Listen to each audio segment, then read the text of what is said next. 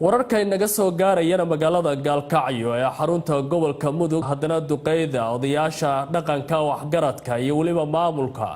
waxay ka hadleen xaaladda ammaanka deegaankaasi iyagoo sheegay in loo baahan yahay in si rasmi ah wax looga qabto xaaladda ammaanka isla markaana shacabka iyo maamulku ay iskaashadaan sida warbixintan uu ku soo diray wariyaha Gaalkacyo ee RTN Axmed Khaliif Geedi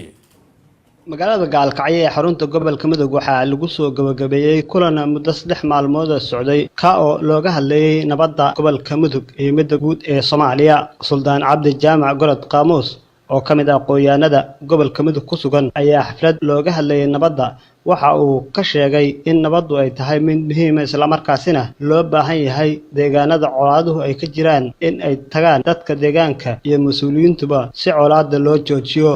nabaduna waa furaha nolosha bini'aadamka haddii nabad la waayo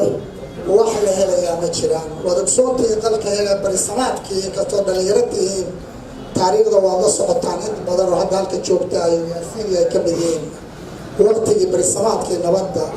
dalkayagu siduu ahaa taariikhda meeshuu ka joogay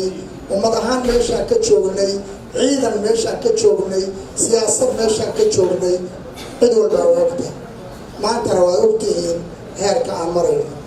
halka kan dadka Soomaaliyeed fadhiya waxay og yihiin baahida ay u qabaan nabadda 30 sano oo la isku dilaayay maalayacni way garan karaan dadka Soomaaliyeed way aqriyeen sida muuqata laakiin baadiyaha dhibaato ka jirta waa in aad u istaagtaan u gudbataan aad adinkoo isku duuban tacaamul wada gudubtaan aad dagaalama jiraan nabad baa jirta gudoomiyaha degmada Gaalkacyo ee maamulka Puntland Maxamuud Yaasiin Tumay waxa uu sheegay in Gaalkacyo hadda ay tahay nabad isla markaasina ay ka shaqeeyeen inta badan qaybaha bulshada ee Gaalkacyo haddii naga calaamad laga soo bilaabatay waxaana sidoo kale inaan noo xustaan gobol doonkiina naga soo bilowday calaamadiina waa qarsan naga soo bilaabatay mar saddexaad waxa naga bilaabanaya dib u heshiisiinta Soomaaliya maadaama dadka dhalinyarada Gaalkacyo ay yihiin dhalinyaro firfircoon oo hal-abuur leh oo u baahan waqtigooda inta badan in wax anfacaya ama ay ku mashquulaan la geliyo magaalada waxa ku yaala 2 garoon kubadeed oo ku magacaaban 2 nin oo taariikhda Soomaaliya baadlaha kaga jira waa Cabdullaahi Ciise iyo Cawaal Liibaan labada garoon waxaan rabnaa inaan iska qoqobso ku dhisano waxaan rabnaa inaan roog ka dhigano sanadkan haddii noo dhaafto waxaan rabnaa sanadka soo socda bilaha ugu horeeya inaan insha Allah gabagabeyno Gaalkacyo sidoo kale waa hooyga nabadda Soomaaliyeed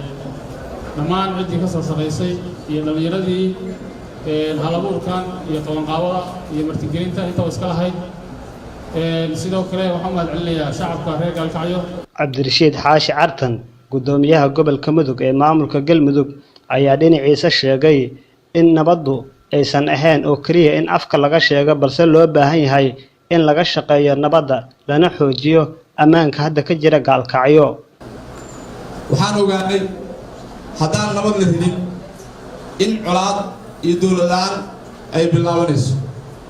gobolkan annaga maanta aan ku sugannahay Mudug oo xaruntiisa degmada Gaalkacyo